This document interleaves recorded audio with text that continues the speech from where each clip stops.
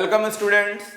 जैसा कि मैंने पिछले लेक्चर में कहा था, मैं जल्दी बाकी बचे हुए वीडियोस को भी जल्दी रिकॉर्ड करके आपके लिए अपलोड करूंगा।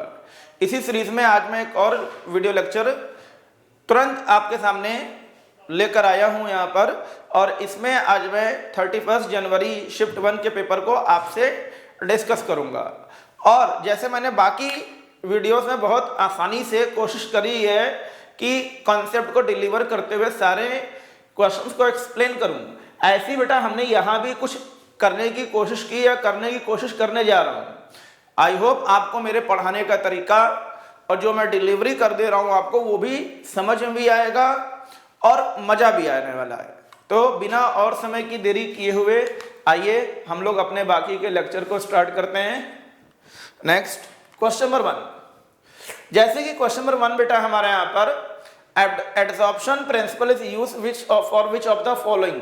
अब आप देखो इस पर लिखा हुआ है। एक्चुअली बेटा प्रॉब्लम ये हो गई थी कि मैंने लेक्चर भी थोड़ा पहले शुरू किया था, तो मैंने ध्यान नहीं दिया कि रिकॉर्डिंग ऑन है कि नहीं है। तो बेटा मैं 5-6 क्वेश्चन के बाद मुझे पता लगा रिकॉर्डिंग तो ऑन थी नहीं, तो वो मैंने बेटा इसको अब दोबारा से इसको मैं रिकॉर्ड कर रहा हूँ।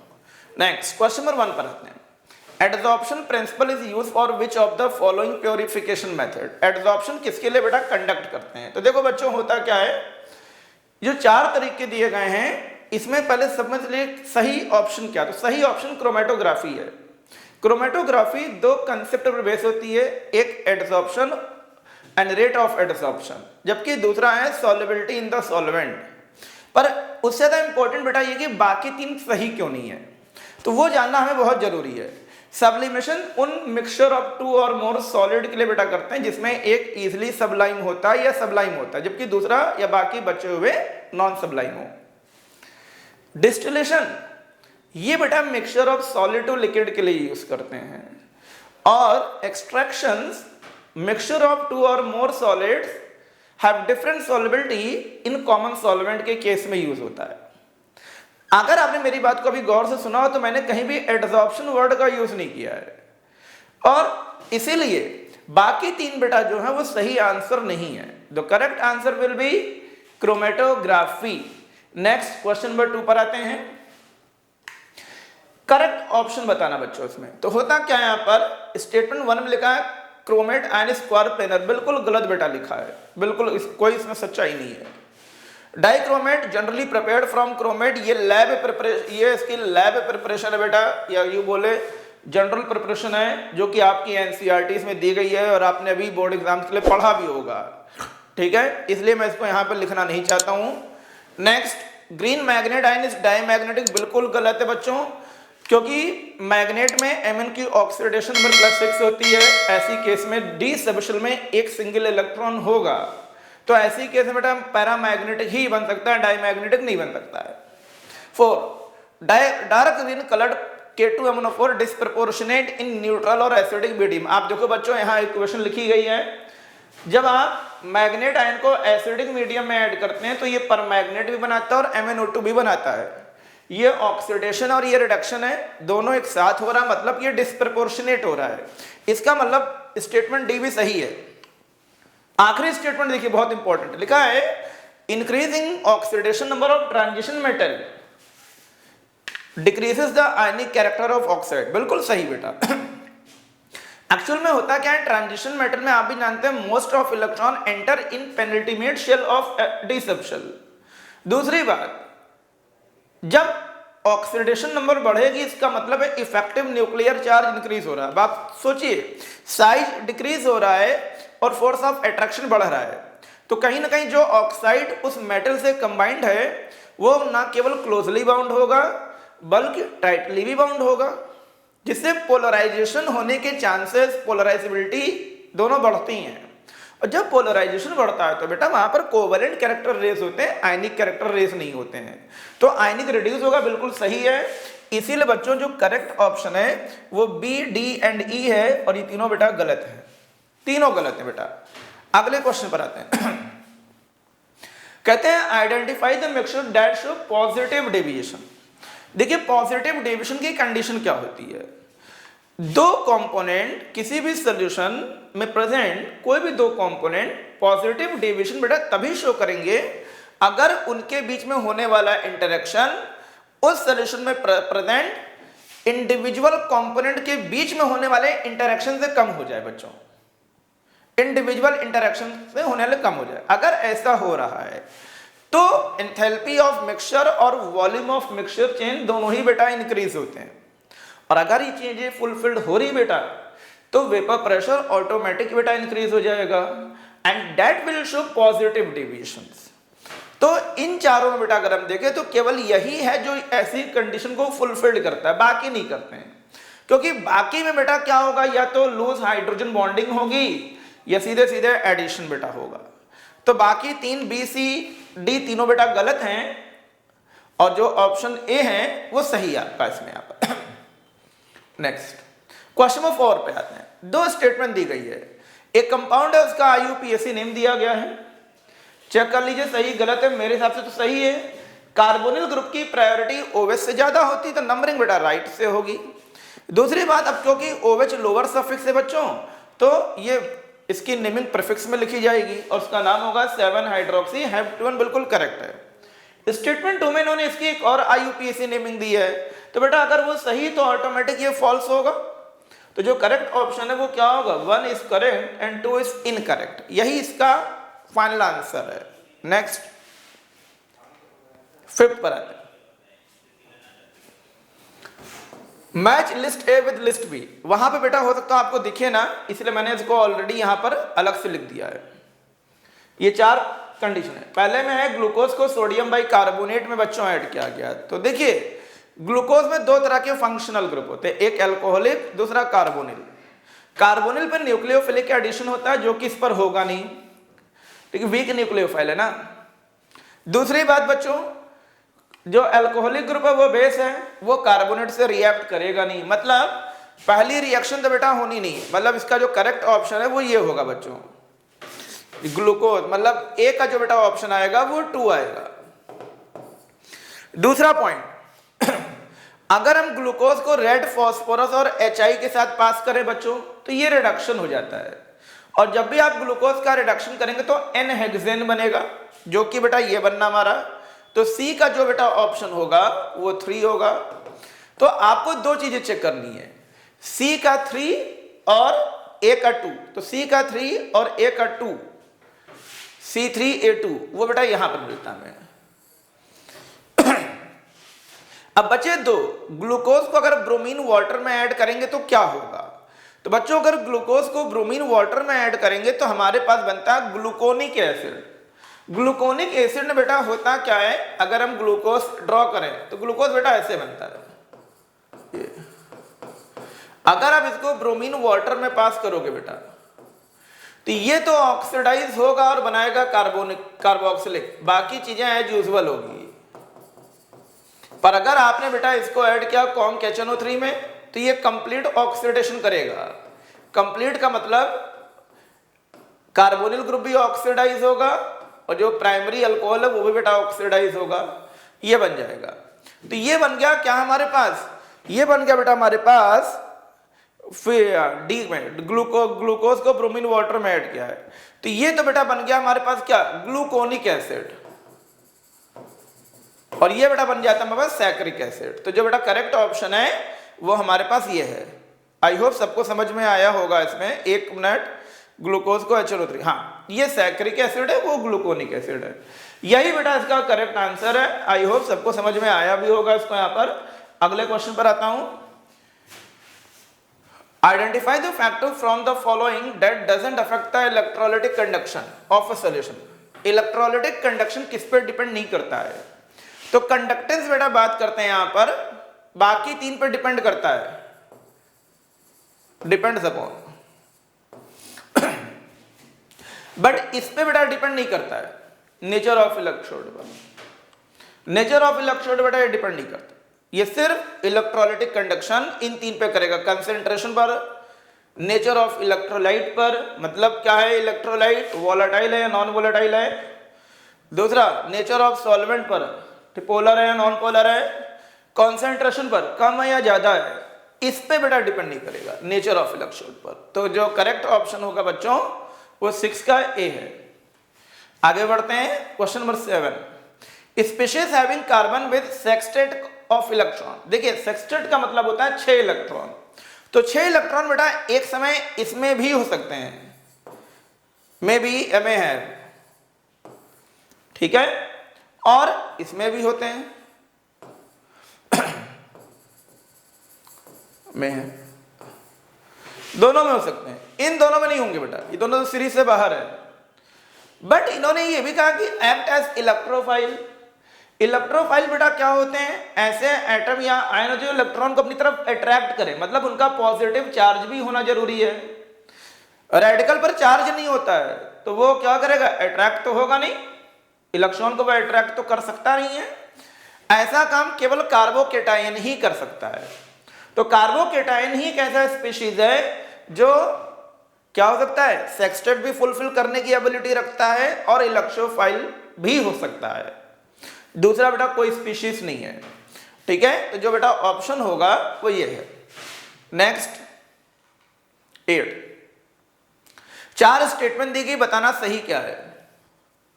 कहते हैं strength of anionic ligand can be explain by the CFSE crystal field splitting energy या CFT क्रिस्टल फील्ड थ्योरी। कहते हैं स्ट्रेंथ ऑफ एनायनिक, बिल्कुल गलत है बेटा, ठीक है, एनायनिक लिगैंड की बात की, बिल्कुल गलत है बेटा, ठीक है। दूसरी बात, valence theory doesn't give quantitative interpretation of, बिल्कुल सही लिखा है। जो VBT होती है इसमें कोई भी काइनेटिक इंटरप्रिटेशंस नहीं होता है। इसमें हम मेन चीजें क्या पता करते हैं, ज्योमेट्री पता करते हैं, कलर पता कर लेते हैं, स्पिन ऑफ कॉम्प्लेक्स पता कर लेते हैं और मैग्नेटिक बिहेवियर। बाकी कुछ बेटा इसके बारे में हम स्टेबिलिटी ऑफ कॉम्प्लेक्स कितना स्टेबल है, या प्रोडक्ट अगर रिएक्शन में टेक पार्ट करेगा कितना डिसॉल्व होगा भी नहीं होगा, रिएक्शन इरिवर्सिबल होगी, रिवर्सिबल होगी, ये काइनेटिक चीजें बेटा हम VBT से एक्सप्लेन नहीं कर सकते हैं। तो ये जो बात लिखी गई है बिल्कुल सही लिखी गई है, TRUE ट्रू। फिर कहते हैं hybridization of complex will be DsP2, बिल्कुल सही है। स्ट्रॉन्ग लिगैंड है बेटा, निकल की ऑक्सीडेशन नंबर 2n है, 2+ है, तो इसका जो कॉन्फ़िगरेशन बनेगा वो 3D8 बनेगा, 4s0, और यहां से ये बनता है हाइब्रिडाइजेशन DsP2, ये बिल्कुल सही है। तो जो करेक्ट ऑप्शन बेटा होगा इसमें ये B और C होगा, ये भी ट्रू है, TRUE ट्रू, और बाकी बेटा ये गलत है। तो B और C बेटा कहाँ है, ये, so option D is the final answer, यही बेटा हम लोग का सही जवाब है। आगे बढ़ते हैं,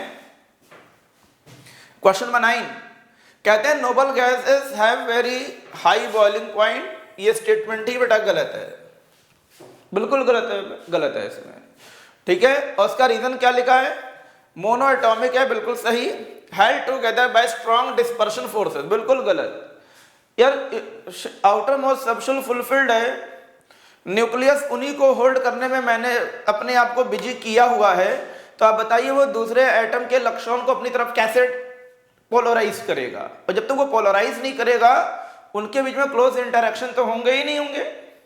तो इसलिए ये दोनों बेटा स्टेटमेंट फॉल्स हैं यहाँ पर, और जो करेक्ट ऑप्शन होगा वो ये है स्टेटमेंट 1 एंड स्टेटमेंट 2। फिर से कह रहा हूं, नोबल गैसेस में आउटर मोस्ट ऑर्बिट फुलफिल्ड होती है, तो इसलिए उसमें रिपल्शन भी होता है बहुत लोन पेयर के बीच में, इसलिए उनके जो न्यूक्लियस होते हैं वो अपना ही घर बचाने में बेटा लगे होते हैं।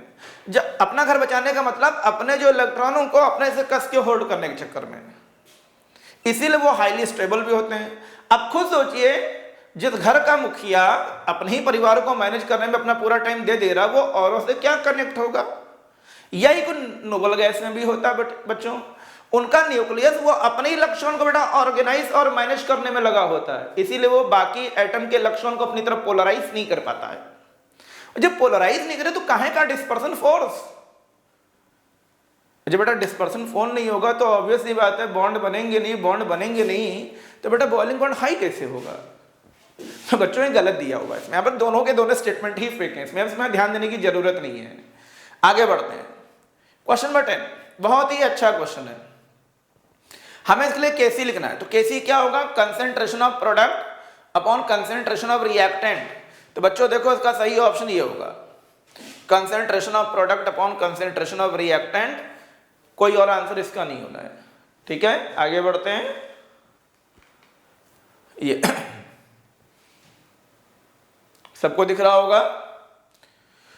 हमें 4 ऑप्शन दिए गए हैं, distillation, fractional distillation, steam distillation, और ये चारों को मैच करना है। आपकी जगह मैं होता तो मैं क्या करता, स्टीम डिस्टिलेशन बेटा वहीं होगा जहां स्टीम हो, सॉरी वाटर हो। स्टीम डिस्टिलेशन वहीं होगा जहां वाटर हो, तो बेटा सी का तो ऑप्शन 2 है। और फ्रैक्शनल डिस्टिलेशन उन लिक्विड मिक्सचर के लिए यूज करते हैं जिसमें सारे कंपोनेंट कंप्लीटली मिक्सबल हो, but they have a fractional difference in their boiling point. They have a fractional differences in their boiling point. ऐसा बेटा केवल क्रूड पेट्रोलियम में होता है या क्रूड ऑयल में होता है। ठीक है, तो आप ऑप्शन में केवल 2 चीजें चेक करिए बिना और समय की बर्बादी किए हुए कि बी का 3 और सी का 2 कहां है। बी का 3 और सी का 2 आप चेक कर लो, ये ऑप्शन कहीं नहीं मिलेगा आपको, और यही बेटा इसका करेक्ट ऑप्शन है। अब बचा क्या हमारे पास, ए का ऑप्शन क्या होगा, for distillation, because both liquids हैं, बॉइल्ड होते हैं, मिक्सबल हैं, इनको सेपरेट करेंगे और इनके लिए बताया जाएगा ये glycerol. Next, the metal that are employed in the batteries, battery industry. Battery industry में कौन कौन से मेटल यूज होते हैं, मैग्नीज यूज होता है, निकल यूज होता है और कैडमियम यूज होता है। यही 3 बेटा इसका आंसर है, BDE, BCD, एक BCE, सॉरी ये बेटा ऑप्शन होगा। आप लोगों ने क्लास 12th इलेक्ट्रोकेमिस्ट्री में बैटरी प्राइमरी सेल और सेकेंडरी सेल पढ़ा है।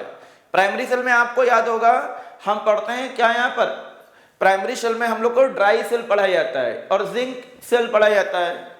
ठीक है, उसमें याद करिए जो कैथोड होता है उसके चारों तरफ MnO2 की कोटिंग की जाती है, तो ये तो बेटा वहां पर हो गया। और निकल कैडमियम सेल आप लोग ने पढ़ा होगा, वो बेटा ये हो गया आपका। तो निकल, कैडमियम और मैग्नीज, यही 3 बेटा ऐसे होते हैं जो बैटरी इंडस्ट्री में सबसे ज्यादा यूज होते हैं। आगे बढ़ते हैं, ये कन्वर्जन दिया गया है, 1 ब्रोमो प्रोपेन एल्कोहलिक के OH में ऐड करेंगे, क्या बनेगा यहां पर, प्रोपीन, ये हो गया। इसको HBr में ऐड करेंगे, क्या बनेगा इसमें यहां पर, 2 ब्रोमो प्रोपेन, ये 2 ब्रोमो प्रोपेन बन गया। और इसको बेटा ऐड करेंगे एक्वस के OH में, जो कि न्यूक्लियोफिलिक सब्स्टिट्यूशन होगा, ये क्या बनेगा यहां पर, प्रोपेन टू ऑल, ये बेटा सी होगा। तो जो प्रोपेन टू ऑल बेटा ऑप्शन डी में है, यही बेटा इसका फाइनल आंसर होगा।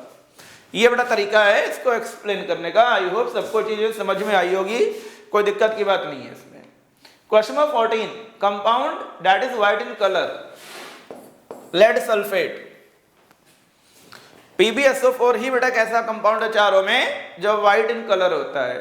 आगे बढ़ते हैं, इलेक्ट्रॉन गेन एंथैल्पी किसकी सब सही ऑर्डर क्या है, नोबल गैस ज्यादा बेटा किसी की नहीं होती है। इलेक्ट्रॉन गेन एंथैल्पी होती क्या है, कोई भी एटम इलेक्ट्रॉन को गेन करने के लिए जो एनर्जी लूज करता है या गेन करता है, the enthalpy change bye gaining an electron in its outer most orbit. ठीक है, इसमें हम मैग्नीट्यूड के साथ में साइन भी बेटा फॉलो करेंगे। तो सबसे ज्यादा बेटा इसमें होती है आर्गन की, क्योंकि आउटर मोस्ट ऑर्बिट फुलफिल्ड होता है। दूसरे नंबर पर सल्फर है, रिपल्शन थोड़ा कम होगा बाकी कंपैरिजन पर, अट्रैक्शन भी बाकी के कंपैरिजन में काफी कम है। Then we move towards bromine, ये पहला होगा, ये दूसरा होगा, ये तीसरा होगा और ये बेटा चौथा होगा। तो मतलब जो ऑप्शन है वो होगा 1 2 3 4, मतलब आर्गन, सल्फर, ब्रोमीन और फ्लोरीन। और अगर हम इसको सीक्वेंस में देखें, A D B C, ADBC, ADBC कहां है बेटा, ADBC ये है हमारा ADBC, यही बेटा इसका करेक्ट जवाब है। सबसे कम फ्लोरीन की होगी और सबसे ज्यादा बेटा ऑर्गन की होगी, यही इसका करेक्ट जवाब है। नेक्स्ट क्वेश्चन बच्चे हम लोग आते हैं। नेक्स्ट है क्वेश्चन नंबर 16, कैसे करेंगे आइए देखिए सभी लोग इसमें। Integrated rate law equation for first order reaction gas face is given by, क्या होगा? तो पहले हम गैस फेज में एक रिएक्शन बेटा लिखते हैं, N2O5 decomposes into 4NO2 plus O2। ठीक है, तो क्या हो जाएगा? यहाँ पर इनिशियल Pi मान लेते हैं 0 हो गया। मान लो ये X ब्रेक होता है, तो ये बेटा X बन गया यहाँ पर हमारे पास। Pt कितना हो जाएगा? ये जाएगा P0 माइनस X, ये कैंसिल हो गया बच्चों इसमें यहाँ पर। तो यहां पर X क्या होगा? Pi minus Pt। अब देखो यहां पर सभी लोग K क्या लिखेंगे हम? 2.303 upon T log initial upon final. ये हो गया यहां पर 2.303 upon T log Pi upon Pi minus X की वैल्यू बेटा यहां पर Pi, एक मिनट, X की वैल्यू होगी यहां पर Pt माइनस Pi, ये होगा बेटा। एक मिनट, ये गलत मैंने कर दिया है। ये बेटा हमारे पास हो जाएगा क्या? Pi minus Pt minus Pi, ये बेटा हो जाएगा। और इसको बेटा हम आगे सॉल्व करेंगे 2.303 by T log Pi upon 2Pi minus Pt। यही बेटा इसका करेक्ट आंसर है और ये हो जाएगा इसका जवाब। आई होप सबको समझ में आया होगा। आगे बढ़ते हैं अगले क्वेश्चन पर। क्वेश्चन नंबर 17 कहते हैं pKa value of phenol is this and ethanol is this. देखो यहां पर बेटा सबसे पहली चीज, इथेनॉल और फिनॉल में एक चीज कॉमन है, दोनों ही एसिड होते हैं। ये बनाता है इथॉक्साइड आयन और ये बनाता है बेटा फिनॉक्साइड आयन। ये और ये दोनों ही बेटा एसिड होते हैं, पर क्योंकि ये मोर स्टेबल है इसीलिए ये स्ट्रॉन्ग एसिड होगा। और अगर स्ट्रॉन्ग एसिड है तो हाई Ka होगा, और हाई Ka है तो बेटा क्या होगा? लो pKa होगा। अगर Ka हाई है तो pKa लो होगा। और आप देखिए इसका pKa इसके pKa से का मतलब ये स्टेटमेंट बेटा सही है, TRUE ट्रू। क्योंकि हमने पहले ही कह दिया कि फिनॉल ज्यादा एसिडिक होता है कंपेयर टू दिस, तो बेटा ये अपने आप क्या हो गया? फॉल्स। तो जो करेक्ट आंसर होगा वो ऑप्शन डी है, statement A is true and reason R is false. कहते हैं consider the oxide in group 14 amphoteric. Conceptual part है बेटा इसमें यहाँ पर SnO2 and PbO2 are only two oxides among the following of that belongs to group 14 are amphoteric in nature. Next, the linear combination of atomic orbitals to form a molecular orbitals take place only when combining orbital, दो atomic orbital combined होकर linearly combined होकर molecular orbital दो ही case बेटा बनाते हैं। पहला क्या है? उनकी एनर्जी सेम हो और उनकी symmetry on the molecular axis same हो। अगर ये दोनों चीजें बेटा सेम है तभी बेटा मॉलिक्यूलर ऑर्बिटल बनेंगे, अदरवाइज नहीं बनते हैं। तो करेक्ट ऑप्शन बेटा ए एंड सी है। तो once again option D is correct. ये कहते हैं alcohol react both as a nucleophile and electro. बिल्कुल सही बेटा, अल्कोहल इलेक्ट्रोफाइल की तरह भी रिएक्ट करता है और न्यूक्लियोफाइल की तरह भी रिएक्ट करता है। और इसी वजह से इसमें पोलर ऑक्सीजन हाइड्रोजन बॉन्ड होते हैं, जिसमें कोई भी एक्टिव मेटल ऐड करने पर एल्कोऑक्साइड ग्रुप बनता है और हाइड्रोजन लिबरेट होती है। मतलब ये भी सही है, ये भी सही है और ये इनका करेक्ट एक्सप्लेनेशन भी है। मतलब हम लोग का बेटा आंसर क्या है? सॉरी ये गलत है, ऑप्शन डी। एक बार फिर से डी पर को ही हम लॉक करेंगे अपना answer. Both A and R are true and R is the correct explanation of A. Number of species from the following that has uses sp3। तो sp3 किसमें किसमें होगा? एक तो बेटा अमोनिया में होता है, SiO2 में होगा, वाटर में बेटा sp3 होता है और CH4, that will be 4, मतलब total number of species that shows sp3 hybridization will be 4। Integer बेटा शुरू हो चुका है, इसमें आपको 100 चीजें सॉल्व करनी पड़ेगी। देखिए अगले क्वेश्चन पर आते हैं। स्पिन मैग्नेटिक मोमेंटम पूछा है। सबसे पहली चीज बेटा यहाँ पर अमोनिया यहाँ वीक लिगेंड है, निकल की ऑक्सीडेशन नंबर 2+ है, कॉन्फ़िगरेशन 3d8 4s0 है, नंबर ऑफ अनपेयरिंग 2 है, तो डाइपोल मोमेंट जो मैग्नेटिक मोमेंट बनेगा बेटा वो 2 × 4 बनेगा, 2√2 बनेगा, 2 × 1.414 बनेगा, 2.828 बनेगा bm, और ये क्या हो जाएगा, ये बेटा बनेगा 28.28 × 10⁻⁻1 bm। और अगर बेटा इसको कंपेयर करेंगे तो this will be 28.28, round of करोगे बेटा आंसर 28 आएगा, नथिंग एल्स। चेक कर लीजिए सभी लोग, कोई भी कंसेप्चुअल डाउट्स किसी को लगता है तो कमेंट बॉक्स में जरूर लिखिए, ठीक है। और बाकी जगह भी इस आंसर को सर्च करिए, जरूर मारिए सर्च इसमें यहाँ पर। Next 1 Faraday of electricity liberates x इतने gram of copper from copper से, व्हाट विल बी x। तो देखो बेटा यहाँ पर फैराडेस लॉ यूज करिए इलेक्ट्रोलिसिस का, ये क्योंकि वैल्यू 1 फैराडे दी गई तो ये तो कैंसिल हो गया,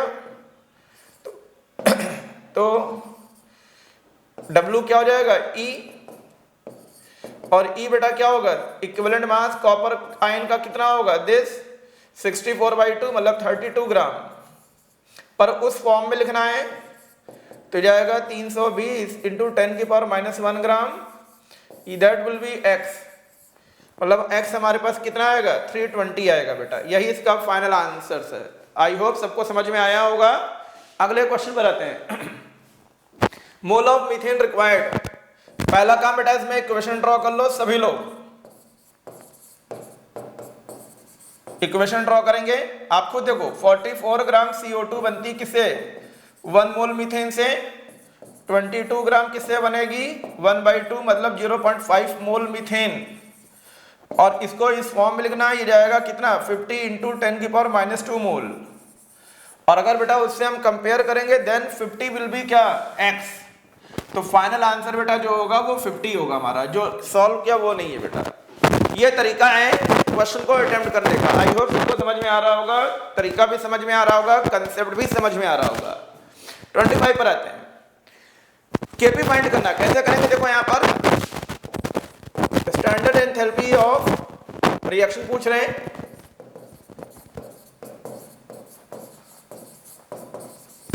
केपी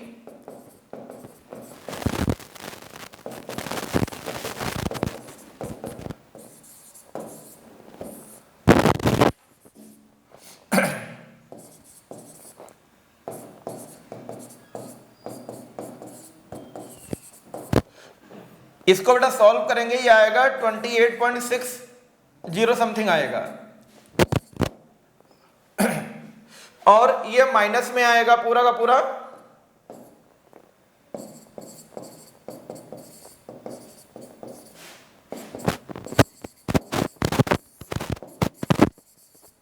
ये ठीक है। और यहां पहले से ही माइनस साइन बेटा है तो आंसर अपने आप प्लस में हो जाएगा।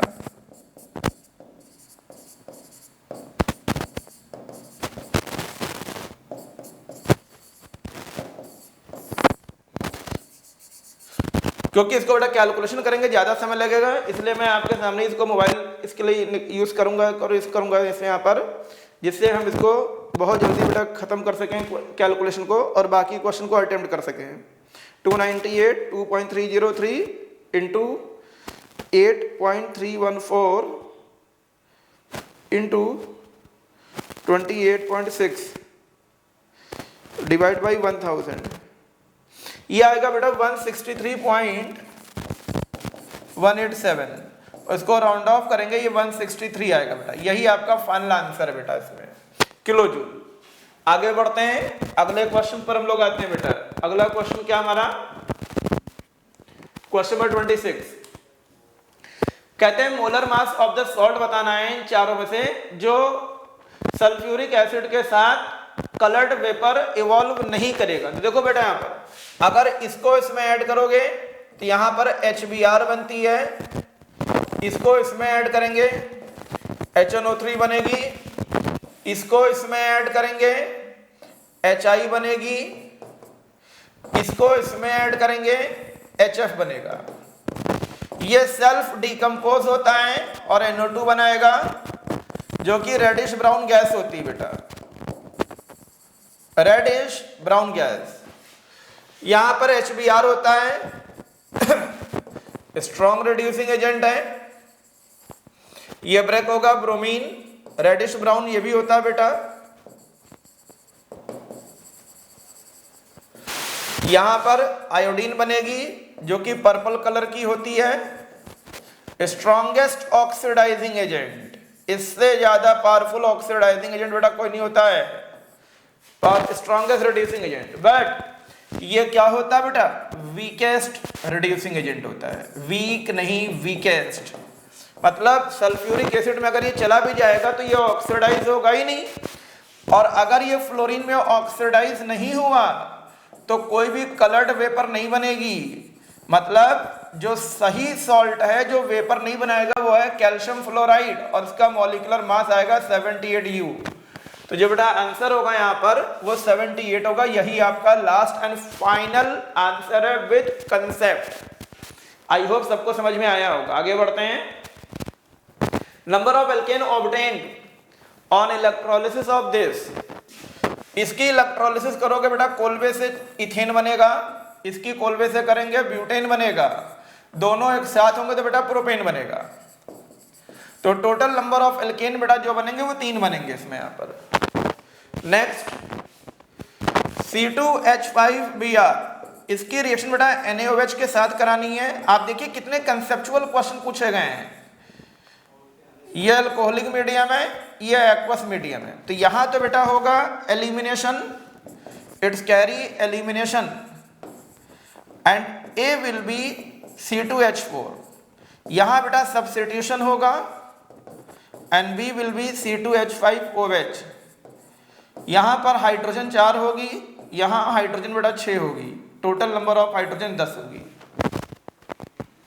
ये बहुत ही अच्छा क्वेश्चन बेटा ये समझिएगा सभी लोग, कान आंख दिमाग सब कुछ लगाकर।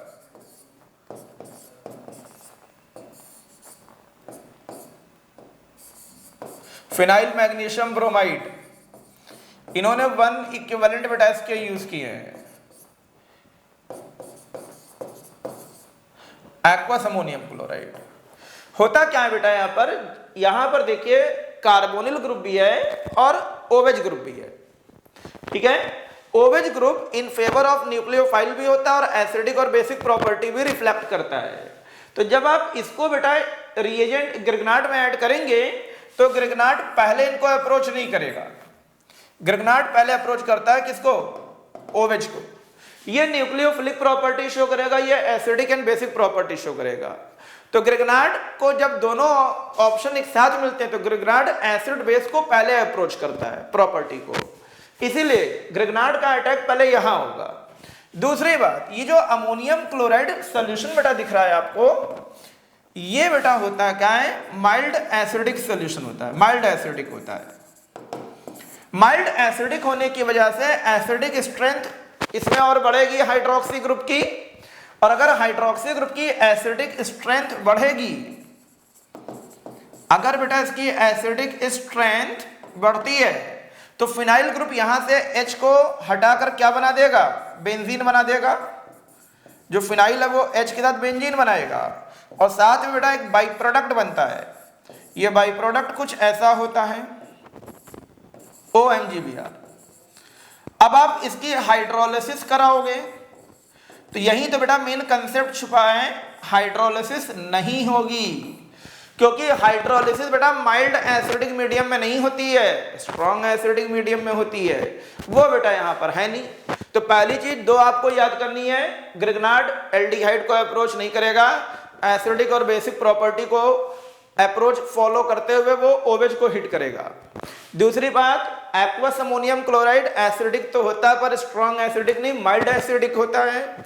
ये इतना जरूर एसिडिक होगा कि OH हाइड्रोक्सी ग्रुप की एसिडिक स्ट्रेंथ को तो बढ़ाएगा, बट इतना बेटा नहीं होता कि बनने वाले इंटरमीडिएट प्रोडक्ट को हाइड्रोलिसिस करके फाइनल प्रोडक्ट में कन्वर्ट कर दे।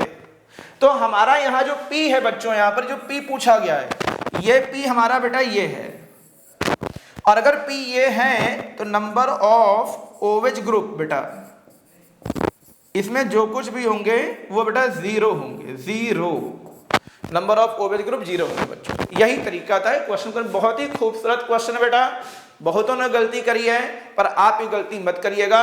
इसी पर्पस और इसी वजह से मैंने ये वीडियो रिकॉर्ड किया, और आप खुद भी देख रहे होंगे कि लगातार जितने मैंने वीडियो अपलोड किए हैं कितना कॉन्सेंट्रेट मैंने सभी क्वेश्चंस पे किया है, एनर्जी का लेवल भी रखा है जिससे आपको सुनने, समझने और पढ़ने में मजा आए और आप एक सेकंड के लिए भी वीडियो के सामने से ना हटें। आगे देखिए आखिरी क्वेश्चन।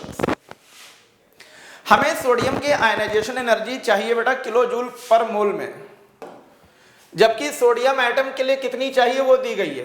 तो ये 1 एटम के लिए दी गई, पहले 1 एटम के लिए निकाल लेते हैं। 6.6 3 × 10⁸ अपॉन 242 × 10⁻⁹। तो ये बेटा हो जाएगा 19.8 242 × 10⁻⁻17। ये जूल पर एटम होगा बेटा, ये जूल पर एटम होगा, ठीक है। अब हमको चाहिए किलो जूल में बेटा, तो क्या करेंगे इसमें यहां पर मोल, तो इसको क्या करिए यहां पर अवोगाड्रो नंबर से मल्टीप्लाई कर दें इसमें यहां पर। तो अवोगाड्रो नंबर तो क्या होगा, इसका मोलर मास होगा 242 10⁻3, ये किलो जूल पर मोल हो गया बेटा। ये इसी कैलकुलेशन को कर लीजिए, यही एनर्जी जो होगी बेटा वो क्या होगी, आयनाइजेशन एंथैल्पी ऑफ सोडियम होगी। आई होप सबको समझ में आया होगा। यही बेटा सोल्यूशन है क्वेश्चन का। ये थे वो सुपर 30 जो कि 31 जनवरी को बेटा पूछे गए हैं फर्स्ट शिफ्ट में। बाकी लेक्चर की तरह मैं आपसे आशा करता हूं सभी को सारे आंसर समझ में आए होंगे, सभी ने एंजॉय भी किया होगा, सभी को कंसेप्ट और उसके पीछे का कह सकते हैं कि वे टू स्किल द इन्फॉर्मेशन भी बहुत अच्छा लगा होगा। इसी होप के साथ लेक्चर को बाउंड अप करता हूं। थैंक यू वेरी मच, और जल्दी अगले वीडियो के साथ आपसे मिलते हैं। Okay, thank you.